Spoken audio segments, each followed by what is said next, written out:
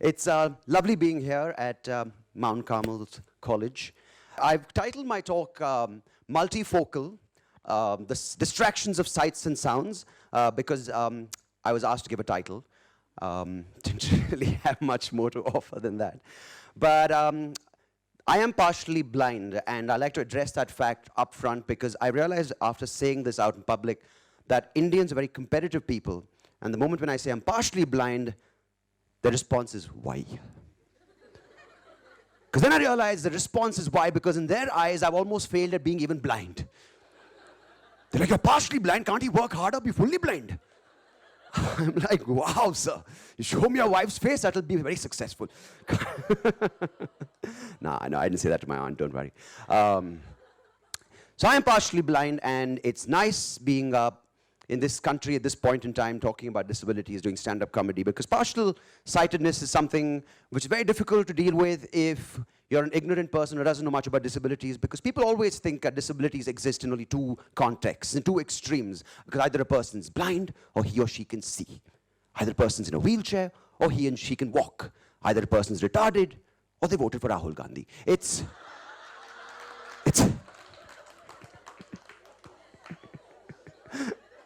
people come up to me all the time, they're like, Sundeep, do you realize Rahul Gandhi is an idiot? I said, that may be the case, but we in the disabled community are proud of Rahul Gandhi. Because finally, for once in our history, a mentally challenged person has reached such high level of politics. It is amazing. Do you realize he can walk and talk at the same time? It's amazing. But it's nice. People get confused when they see my cane because they have no clue what my profession is. And I realized when people get a little scared to talk to disabled people, right? People get scared to talk about disabled people. They come and ask you, like, what happened, what happened, what happened? And I realized, as a human being, I'm a terrible human being because I like to mess with them. They see my kid, they're like, what happened, young man, what happened? And I realized you can say anything and people will believe you. I'm like, uncle, see what happened is I got shot in the head. And now I can't see. They're like, oh, wow. And I realized many people might think of disabled people as inspirations. Honestly speaking, I'm not an inspiration because I do a lot of things that a mother would tell her son, don't even dream of it. I party, I drink, I smoke, I do everything, and everyone's like, it's terrible. But then, like, uncle, I'm partially blind. Wow, what an inspiration. Inspiration, bro. But it's good to be here. It's good to be, are we all well? You guys doing well? Okay, I just had to ask that question. But it's nice. So disability and comedy goes pretty well for me because it's a very, very sort of nice forum and medium to get out my frustrations, because I deal with a little bit of interesting situations on a day-to-day basis because I get asked interesting questions when I travel a little bit. For example, when I go to the airport and I need some assistance because the airports are quite crowded, so I ask the lady at the counter. Usually I'm like, madam, can I get some assistance? I'm visually impaired, I'm partially blind. She said, no problem, sir. We'll give you a wheelchair.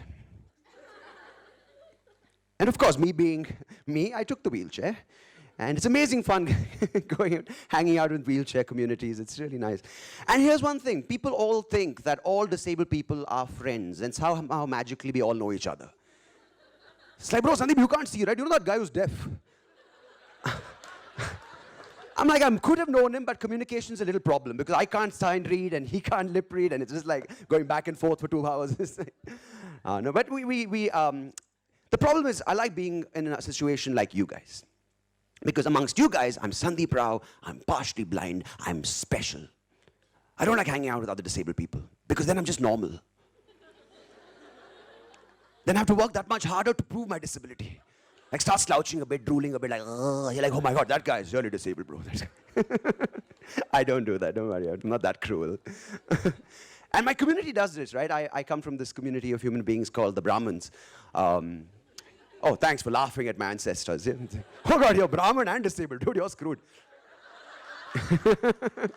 What next? You're going to tell us you're gay? Ha ha ha, no. No. But my community is hilarious because they try matchmaking me, right? They try to find disabled women in the community, but there aren't any disabled women in the Brahmin community. I don't know what we've done with them. It's a very dark joke, sorry. It's but it's nice, life's going well, life has a lot of problems. Recently I got diagnosed with a fiancé. And I know, who would have thought, right? But it's nice. Life is good. Life is honestly very, very nice at this point in time. And I do comedy. I've been doing comedy for about 5 years, but I've been doing it professionally since 2012. And being disabled, being engaged, a lot of source for jokes. And it's really, really nice, see, because life gives a lot of things which you are interested in, right? Life does things which you don't expect. Life throws things at you. And people come and tell you all the time, they're like, grab life by the horn. Take it on, full challenge. I'm like, I just like to smoke a spliff once in a while and relax. I think it's too much of this edge, competitive edge. Take the edge, go on the edge, go succeed, prove yourself. Like, not everyone's meant to be the best in the world. There's some people who are known to be mediocre. Let's just accept that, right? Like the guy who graduated from IIP, I'm not going very far. We should accept that. I think the problem is Mount Carmel's is fine. IIP, you guys are the future of our country. I have to say that, it's on record. No, because everyone these days is extremes. You have to be the best in what you do. You have to be the best in the world.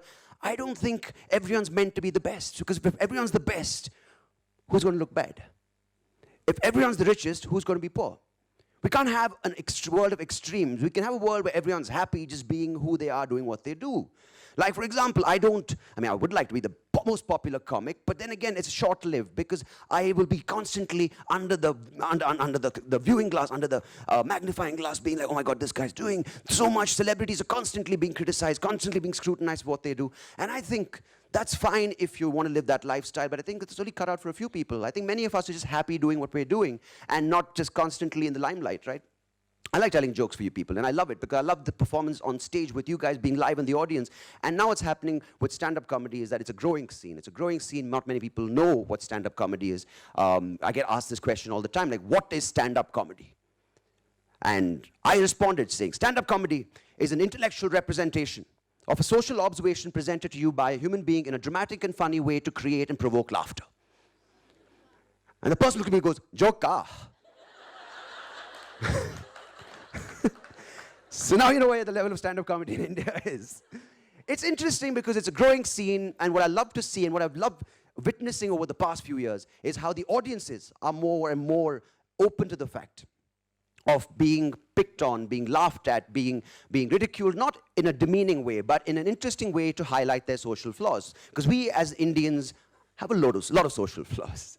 We have no idea how to live with each other, but we somehow manage to do it. I don't know how it's happening, right? Because the thing is that as humans, we make a lot of mistakes. And the thing is, as stand-up comedians, we are supposed to highlight those mistakes. And the beautiful thing about the audience in India now, in the past 5 years, I'm glad to say this, that the audiences who come for stand-up comedy have grown more than the comics themselves.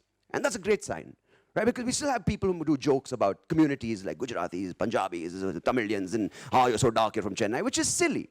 I think we should grow up, get past it, right? But the audiences now want more. They want some stuff which is a little bit darker at times. Not a dark joke all the time, but they want stuff which is a little more thought-provoking, and that's nice to see. Because we have a lot of problems in this country. We have to accept that we have problems with illiteracy, poverty, population, and we hate talking about it in a funny way because we get defensive when someone else from a foreign country comes and says, India, you guys are dirty, man. Like, how can you talk about it like that? It's true, though. Because they have things abroad which are certain fundamental basic things which as a disabled person, as a disabled man, I can live life normally. I can walk down the footpath, for example, because they have footpaths there. It's amazing. Our footpaths in India are like an evil video game. Every morning I have to deal with it. It's like level 1, hole in the ground, 10,000 feet deep. It's like, whoa, where did that voice come from? It's scary. Level 2, Hijra coming to your death in her eyes. It's like, whoa. Level 3, a cow. Anyway. But social media is something, and coming back to stand-up comedy, there's a very interesting sort of movement happening now, because there's live stand-up comedy, and I'm assuming some of you, if not all of you, if not many of you, have come for a live stand-up comedy show. Am I right? Can you make some noise if you have? So it's a art form where one person, one man, one woman on stage do jokes, experience their lives, tell you what they've been through, and people laugh if it's funny. And the problem is now, many people think that stand-up comedy is not just this live performance. Stand-up comedy is spoken word. It's a person addressing and stating their opinions and their views. But there's also another form of stand-up comedy where you record it and put it online. But now, unfortunately, many people think that stand-up comedy is not doable without YouTube. And in fact, people come up to me all the time, like, you said you're a comedian. I said, yes, I am. You're not on YouTube, bro. I said, wow, that is the qualification. No, because it's fantastic. We've got to remember things like YouTube are social tools. These are tools which a person can use in any line of work, as a musician, as a performance artist, as a stand-up comedian, to promote and spread your work. I, unfortunately, am not very active on YouTube, but that's been a conscious effort, conscious choice, because I enjoy the live performance. I enjoy being on stage in front of you guys live and hearing your jokes live. And that's a choice I've made. Unfortunately, people think that if you don't do YouTube, you have no future in this particular line of work. Like, I have a couple of very dear friends who made it very big on YouTube, and I have a lot of respect for the work they've done, and there's one particular group in Bombay called the Viral Fever. You've probably heard of them. I'll tell you why I'm using them as an example. Because before YouTube became the fad in India, became the popular way to promote yourself, they've always stuck to their videos. They've always put out good content, which they are true to, which their audience are true to now because they like that kind of work. That's the way to do something if you're interested in doing it. Unfortunately, now what people think in Bangalore, think in Bombay, think in Delhi, think in India, the youth especially, a lot of people below the age of 25 think that it's the way to go forward. Like, jump the bandwagon, join the bandwagon because, oh man, AIB did it, let's do it. It's not always going to work, because if you're not meant to do it, if you're not interested in doing it, and you're only doing it because it's the cool thing to do, or it's a successful way to succeed, it's not going to work all the time. If you, in fact, stick to what you want to do, even though it might not be the most popular, trending issue right now, it might pay off in the long run. Will I want to be famous at some point? Maybe, if you guys follow me.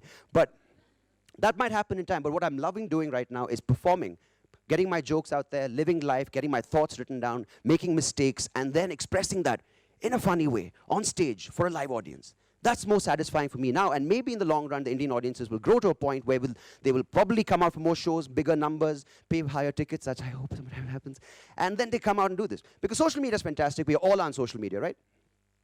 It's a great thing. But the problem I have with social media, there's one problem, not a big problem, but the problem is that it's created this culture of trending topics, a culture of trending opinions.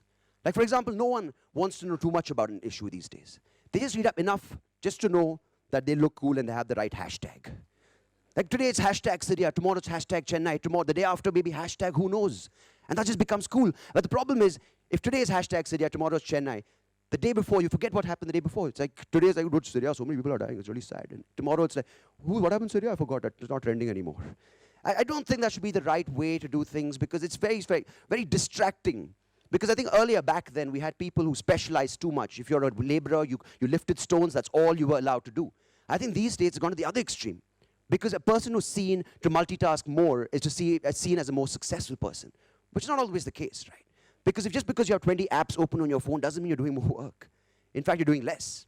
In fact, if you have one thing open, like, for example, I'm coming back to the point of stand-up comedy, if you're doing 25 things because it's expected of you on the market, if you're supposed to be doing improv comedy, sketch comedy, YouTube, you're supposed to be doing musical comedy and stand-up comedy, you're diluting yourself, and you're just doing it because it's expected or it's the trend. But if you just stick to one thing, do it the way you want to do it, and give it the time it needs, give it the effort it needs, give it the thought it needs, and spend time in it for the long run, it's going to pay off. So my point is, stay focused, stay cool, stay trending. Thank you.